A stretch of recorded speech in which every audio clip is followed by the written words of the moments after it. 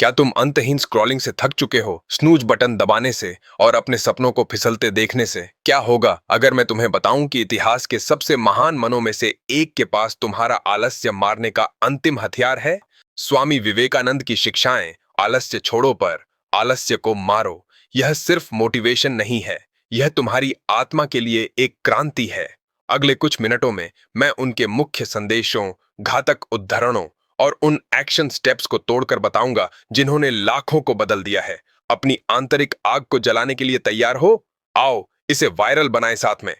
स्वामी विवेकानंद ने चेतावनी दी, आलस्य सभी बुराइयों की जड़ है। यह सिर्फ समय बर्बाद करना नहीं है, यह तुम्हारी क्षमता को मार रहा है। आओ स्क्रिप्ट को पलटें। पहले मुख्य संदेश, विवेकानंद ने आलस्य को महानता और आध्यात्मिक विकास की सबसे बड़ी बाधा के रूप में देखा। उन्होंने इसे तमस कहा, वह भारी जड़ता जो तुम्हें पीछे खींच रही है। जीतने के लिए तुम्हें इसे जीतना होगा और रजस, ऊर्जा और सत्व, स्पष्टता को जागृत करना होगा। बुराई आलस्य में पनपती है।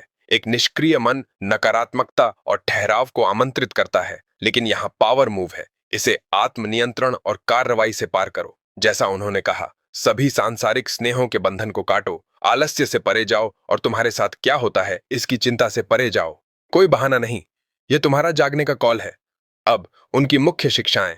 नंबर 1, आलस्य के परिणाम। हमेशा बुराई आलस्य से निकलती है।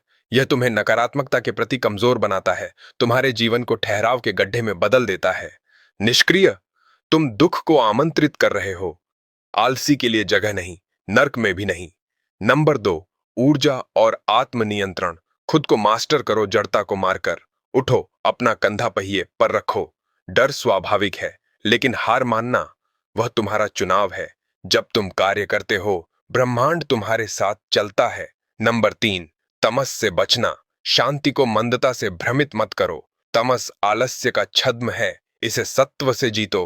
परिश्रम, स्पष्टता और शुद्ध ऊर्जा।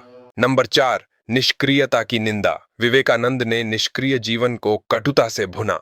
पेट को बड़ी मात्रा में चावल से भरना आलस्य की जड़ है, और मानसिक रूप से यह किसी भी सार्थक विषय में तुम्हारी रुचि को मार देता है। नंबर 5, सामाजिक प्रभाव। आलस्य सिर्फ व्यक्तिगत नहीं है, यह एक महामारी है। उन्होंने कहा कि इसने उनके देश को नीचता और पाखंड से ढक दिया, जिससे क्षय हुआ। कल्पना करो, यह हमारी दुनिया में क्या कर रहा है। तुम्हारा सबसे बड़ा आलसी आदत क्या है, इसके बारे में सोचो। विवेकानंद की व्यावहारिक मार्गदर्शन, कार्यवाही इंतजार से ऊपर, मोटिवेशन के लिए इंतजार करना बंद करो, इसे बनाओ। उठो, अपना कंधा पहिए पर रखो और काम पर लग जाओ। मानसिक दृष्टिकोण, उदासीन आदतों से लड़ो, आलस्य से दूर, आग की तरह सभी जगहों पर दौड़ो। खुद को कमजोर या आलसी मत कहो, वह स्वहिप्नोसिस है। सेवा पर फोकस, अपनी ऊर्जा को बाहर की ओर मोड़ो। जितना अधिक हम बाहर आकर दूसरों का भला करेंगे, उतना ही हमारे दिल शुद्ध होंगे और भगवान उनमें होंगे।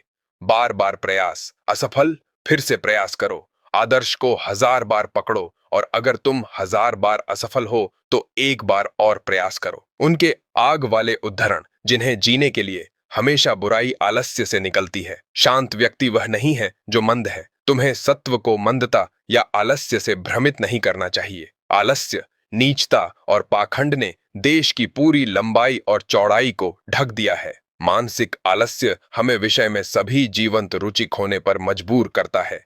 ये सिर्फ शब्द नहीं हैं, ये हथियार हैं। इन्हें रोजाना इस्तेमाल करो।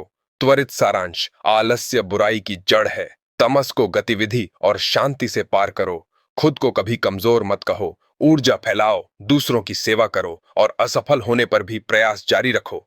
तुम्हारे एक्शन स्टेप्स आलस्य छोड़ो के लिए। आलस्य को मारो, इच्छा शक्ति और रचनात्मक कार्रवाई से तमस से ऊपर उठो। अपने जीवन को ऊर्जावान काम से भर दो। इंतजार नहीं, सेवा और स्वविस्मरण से शुद्ध हो। विश्वास के साथ दृढ़ रहो। हार अस्थायी है, जीत तुम्हारी है। आज से शुरू करो, एक स्टेप चुनो और अब करो। स्वामी विवेकानंद जी का ब्लूप्रिंट आलस्य को मारने और अपनी दिव्य शक्ति को जागृत करने के लिए। आलस्य छोड़ो सिर्फ एक वाक्यांश नहीं है, यह एक जीवन शैली है।